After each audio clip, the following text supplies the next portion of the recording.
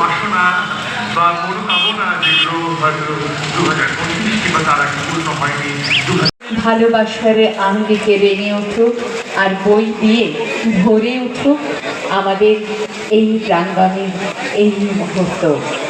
সৃষ্টির উল্লাসে, সৃষ্টি সুখের আনন্দে নতুন বার্তা বই নিয়ে যাক বইয়ের জন্য।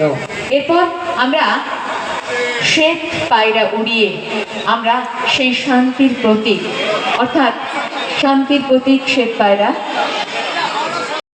আজ শুভ সূচনায় আমরা দেখেছি আমাদের প্রতি বছরের মতো এ বছরও আমরা আমাদের সেই শ্বেত শুভ্র পায়রা উড়িয়ে আমরা এই দিনটিকে করে রাখি আমাদের একেবারে প্রাণীর। স্কুলে যখন ক্লাস শুরু হয়, অর্থাৎ অনেকেই এখনো আমরা অবাক দৃষ্টিতে চেয়ে থাকি ছুটির ঘন্টা।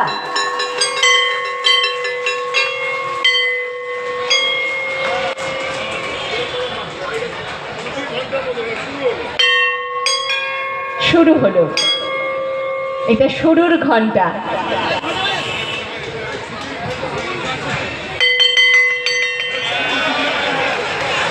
স্যার তো আমাদের ছুটি দিয়ে দিলেন।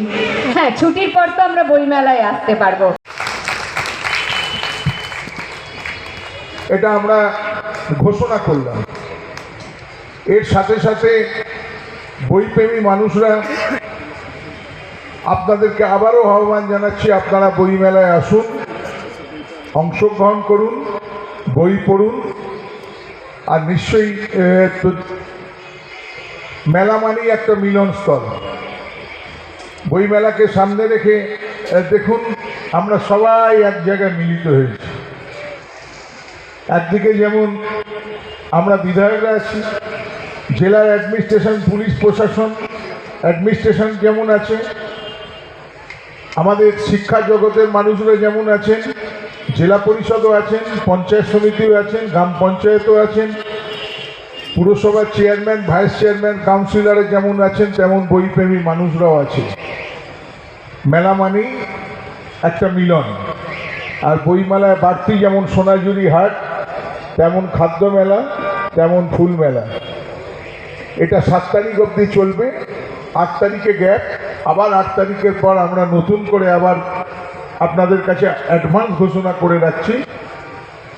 9 তারিখ থেকে আমরা পঞ্চায়েত দপ্তরের উদ্যোগে যারা আনন্দধারার কাজ করেন, যারা এসএইচজি গ্রুপের কাজ করেন, তাদের তৈরি জিনিস বাজারজাত করার সুযোগ করে দেওয়ার জন্যে আমরা এই মাঠেই সৃষ্টিশ্রী মেলাও অনুষ্ঠিত করব। এটা আপনাদের কাছে আমরা আনুষ্ঠানিকভাবে ঘোষণা করলাম। মেলা মানেই মিলনস্থল। কেন কিছু মানুষ আমাদের মিলনের জায়গাটায় ছেদ টানার চেষ্টা করে, কিছু মানুষ চায় বিভেদ, আর মেলা বলে মিলন। মেলা ঐক্যের গান গায়, মেলা মিলনের গান গায়, মেলা সম্প্রীতির মেলবন্ধনে আবদ্ধ হয়। মেলা মানে একে অপরের সঙ্গে সৌহার্দ্য আর ভ্রাতৃত্বের মেলবন্ধনের সেতুবন্ধন। আসুন আমাদের এই বইমেলা সকলের সহযোগিতায় সুন্দরভাবে আমরা এই কদিন বইমেলায় উপস্থিত হব। বইমেলা থেকে বই সংগ্রহ করব এবং বইপ্রেমী মানুষরা তাদের বই কেনে এবং বই পড়ার পর তারা আত্মতৃপ্তি পাবেন। এই কথা বলে আমি আবারও মাননীয় মুখ্যমন্ত্রীর প্রতি আমাদের কৃতজ্ঞতা প্রকাশ করি। উলুবেড়িয়ার মানুষ হিসেবে তিনি উলুবেড়িয়াতে পরপর 4 বছর বইমেলা দিয়ে বইপ্রেমী মানুষদের উৎসাহিত করলেন। সর্বক্ষেত্রে তিনি যেমন উন্নয়নের, বাংলার মামাটি মানুষ উন্নয়নে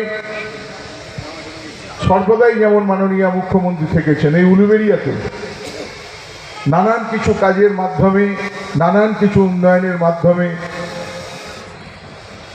একদিকে যেমন বাইপাস খুব শীঘ্রই আমরা উদ্বোধন করব, রেলওয়ে ওভারব্রিজ আমরা শেষ করেছি, আমরা উলুবেড়িয়া স্টেডিয়াম মাঠ আমরা কমপ্লিট করেছি, উলুবেড়িয়া জেটিঘাট আমরা কমপ্লিট করেছি, উলুবেড়িয়া শরৎচন্দ্র অমর কথাশিল্পী শরৎচন্দ্র চট্টোপাধ্যায়ের নাম করে শরৎচন্দ্র চট্টোপাধ্যায় মেডিকেল কলেজ যেমন চালু করেছি, আমরা উলুবেড়িয়ায় যেমন পলিটেকনিক কলেজ চালু করেছি কারিগরি শিক্ষার, সার্বিকভাবে উলুবেড়িয়ার সার্বিক উন্নয়নের সাথে সাথে মানুষের পড়াশোনার সাথে সাথে মানোন্নয়ন ও মামাটি মানুষের সরকারের দ্বারা রবীন্দ্র ভবন তো নতুন রূপে আমরা করছি, প্রায় 7 কোটিরও উপর খরচ করে সেন্ট্রালি এসি এবং নতুন রূপে আমরা করেছি মামাটি মানুষের সরকারের তরফ থেকে।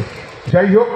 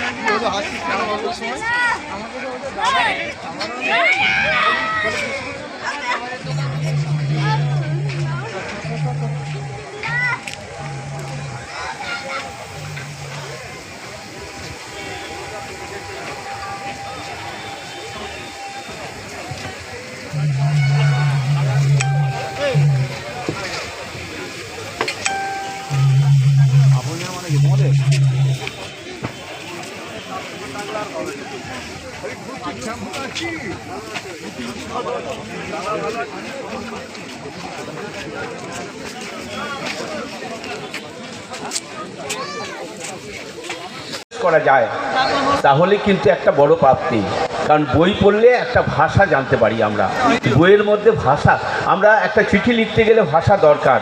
এই যে আমার এখানে বোনেরা গল্প করছিল, বাদিকে বসে খুব গল্প করছে, অনেকদিন পরে দেখা হয়েছে তো গল্প করছে, গল্পের জন্যও কিন্তু কথা দরকার, কথা সাজাতে গেলে ভাষা দরকার। সেই জন্যেই আমি আপনাদের অনুরোধ করব, আসুন, জোর করে কিছু করবেন না, বইগুলো নিয়ে গিয়ে রেখে দেবেন।